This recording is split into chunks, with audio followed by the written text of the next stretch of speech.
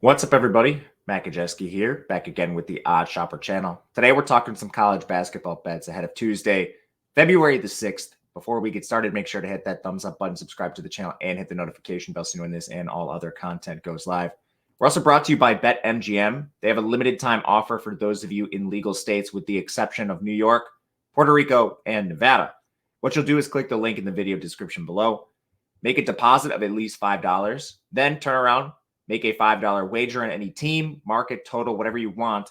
Whether it wins or loses, you will be paid out $158 in the form of bonus bets. You must be 21 or older to play in most states. If you or someone you know has a gambling problem, please call or text 1-800-GAMBLER. All right, yesterday did pretty good on the greasy games. The only one we lost ended up being Bethune-Cookman. But as I noted at the end of the video, very likely to take a position on Kansas and Miami. Yeah, I sure did that, and I sure lost those games. So it ended up being just a straight 4-4 push on the day because of my own behavior. Yeah, I mean, Miami's got a lot of problems, and it didn't help that George got injured immediately in that game. And as far as Kansas goes, I'm not sure, man. Maybe these narrative bros have something on me, like 0-3 betting against the narratives that can't be quantified or explained. But yeah, Kansas falls to a Kansas State team, which has been putrid recently. So no excuses, man. We'll be back to it, and that's what we plan to do today. So let's flip the page and talk about the Tuesday night slate. It's interesting. It kind of lacks the top end matchups. You know, like Ken Palm's fan match score has this BYU game is the best one. But there's some interesting value to be mined. We'll start in the Big Ten. Rutgers takes on Maryland, and this is a very greasy game if you can't tell based on the offensive efficiency numbers for both teams. Yikes. And neither have been great. Rutgers has been extremely bad, 317th in scoring. Maryland's 196, so it's not much better. Basically, everything you look at, effective field goal percentage for both these teams, it's horrifyingly bad for both. Rutgers is 358th in effective field goal percentage. Maryland is 302nd. But these teams are excellent on defense. The one thing that leads me to a Rutgers position, as you can see on the screen, was the return of Jeremiah Williams. So he's played in one game this year, was his most recent contest with Rutgers. Immediately starts, immediately gets 29 minutes, 10 points, not the most efficient, but good peripherals, added 6 boards, couple assists. This guy's a Temple transfer. He actually hasn't played really since 2021, 2022, but he immediately took some other just completely dusty players off the floor for Rutgers. So, I mean, this line is efficient. On the back end of my model, made it basically Maryland minus 7.5. If you think this Jeremiah Williams character is better than any of the other guards that have been playing, and if you think he's worth even like a half point to the spread, this is a Rutgers position that's worth taking. There's just some untapped upside with this team now that they have a player in the mix who is not being properly accounted for. And he only has a 1-game sample, so it's small. It requires guesswork. I think it's noteworthy, seeing as he immediately plays 29 minutes and gets those other dusty guards off the floor. So we'll take Rutgers. That's basically the crux of the play here. Next up, screen's taking some time loading. Wake Forest takes on Georgia Tech. This is one where basically every single efficiency metric is balanced in Wake Forest's favor. They're better on offense. They're better on defense. They're better rebounding. They're taller. Faster doesn't really matter, but they're better there. They're better shooting. And it's -4. You have the chance to buy low on this Wake Forest team. And that's what I'll be doing. They've scared me at times. The North Carolina game was exceedingly difficult to watch. Team just chucking up a bunch of really bad threes. But fortunately for them, Georgia Tech definitely does not play defense anywhere near the same caliber as North Carolina. They're 184th in total defensive efficiency. Outside the top 100 on the interior, Wake's pretty good down there. They're 67th in 2-point scoring. 3-point percentage, Wake Forest is 12th, and they did return Damari Monsanto recently, just giving them another flamethrower from 3. Georgia Tech 94th at defending the 3. But there's a couple other things that kind of work in favor of Wake Forest. This Georgia Tech team just doesn't force any turnovers. They're 350th there. They don't generate any fouls. Wake Forest is pretty good at staying out of foul trouble. All the shooting stuff suits Wake Forest. 23rd in effective field goal to Georgia Tech. 237th. Injuries, there's basically no injuries in this game, at least for noteworthy players. Oh, and last one, effective height. Wake Forest 9th, Georgia Tech 163rd. Line's a little short, in my opinion. Very surprised to see it here. And if you couldn't tell, I'm not sure Georgia Tech has a single advantage in the game.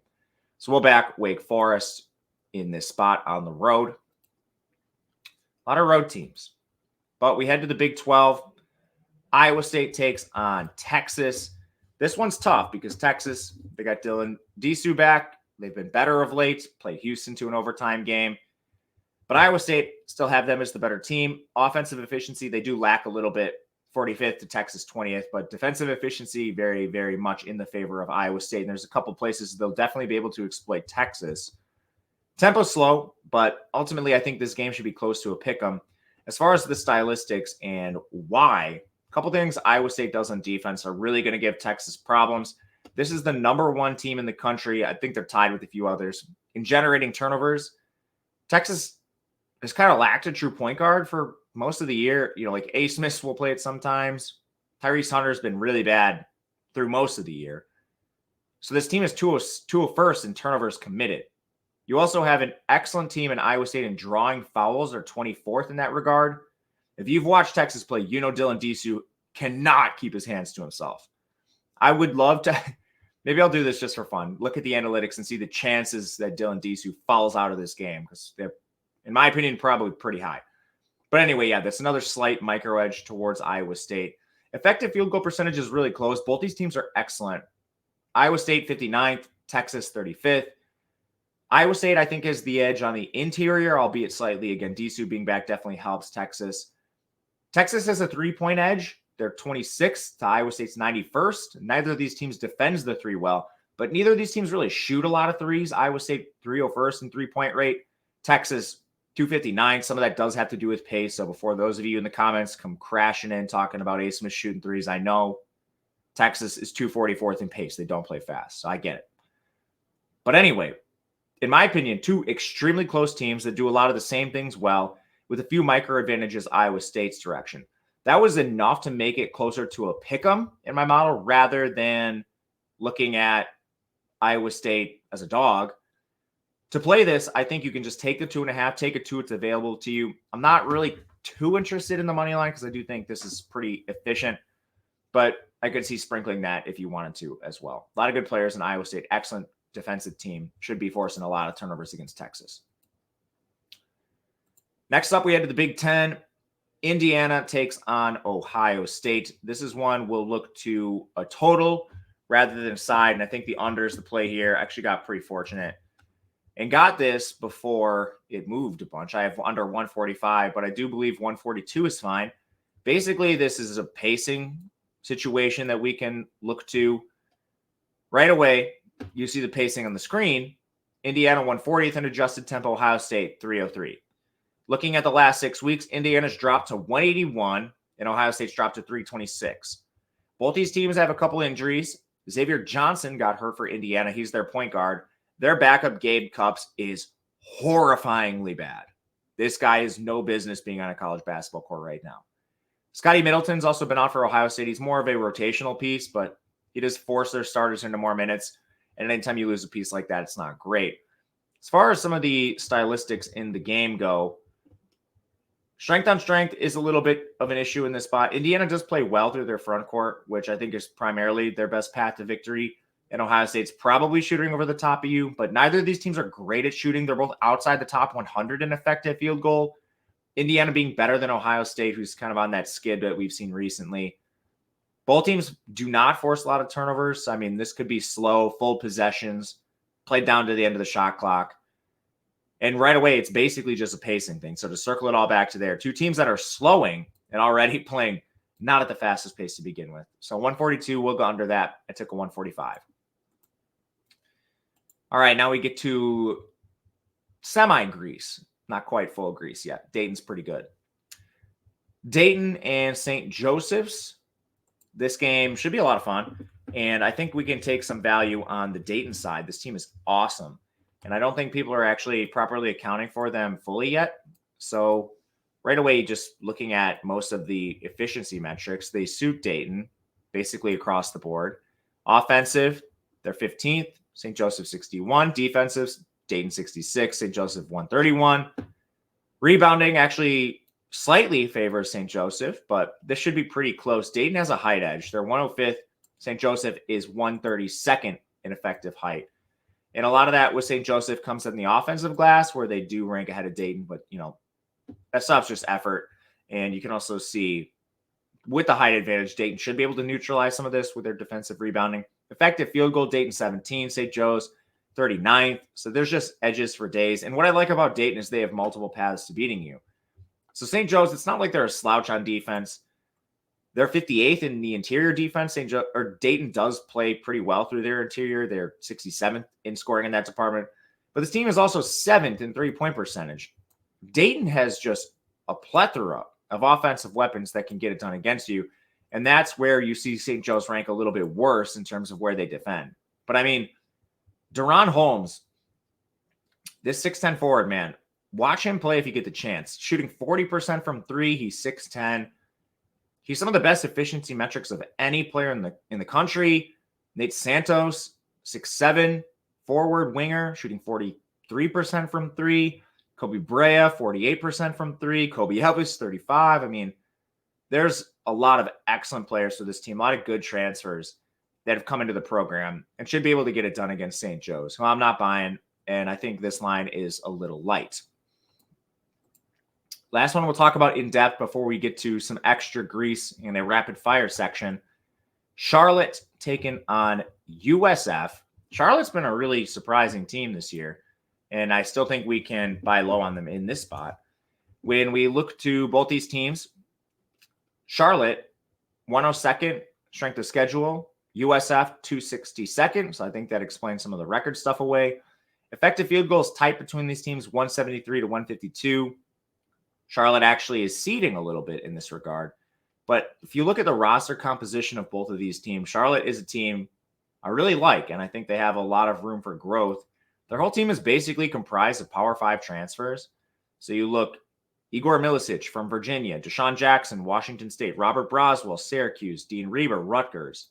A lot of really good transfers, and a lot of them are extremely tall. Like, Charlotte has multiple players above 6'10". They're 10th in effective height. USF plays a short lineup. They're 285th. On the interior, Charlotte should be absolutely able to just body bag this USF team, with a lot of success. And then conversely, USF can't score inside. They're 78th in three-point rate, 101st three-point percentage. Charlotte is a top 25 defense in defending the three. So you have another edge here in this regard for Charlotte. There's a lot of little micro edges the Charlotte team's direction, not to mention just how well they've played this year. So that's the last one we'll officially take a stab at on this card. We'll go to a little rapid fire section now. Did bet some other games, so I'll try to give you one piece of information on it. First one is Bowling Green versus Buffalo. Bowling Green minus 12.5. Many of you watched Buffalo on Friday on my recommendation. I owe you an apology. Buffalo is an abomination, but to break it down briefly, it's a large spread. My model did have it as a value. Bowling Green has a massive size advantage over this Buffalo team, and they're over 100 spots better in effective field goal percentage. I'm sure you can all believe that. We watched Buffalo rack up, barely, I don't even remember what they scored, barely over 40 points in their last game. Just egregious behavior from that Buffalo team. They shoot a ton of threes, but they're 359th in three-point percentage, only 3 teams worse than Buffalo. So we'll back Bowling Green. Second, we'll stay in the MAC. Miami, Ohio, minus 5.5 against Northern Illinois, who is down. DePaul transfer, Philmon Grebruit. I don't know when he's coming back. I'm not expecting it to be anytime soon. Their best player has also only played in one game, Keyshawn Williams. He's not coming back. Miami, Ohio, 66th in effective field goal. Northern Illinois, 165th. Now you're removing Philmon from the lineup, the DePaul transfer. Miami, Ohio is also awesome at shooting threes. We've bet this team a couple times. Right now, they're 29th in three-point percentage. Northern Illinois is 317th in defending that. So we'll take that edge. Niagara versus Canisius. Niagara's minus 4. Basically, the whole handicap is TJ Gadsden's been hurt for Canisius. He's their best player. Hasn't properly been accounted for. I took Rhode Island plus 6 against George Washington. To sum it all up in like one sentence, I think these teams are closer in most major statistical categories than 6 points for George Washington on a home court. Like effective field goal, Rhode Island's 99th, George Washington 140th.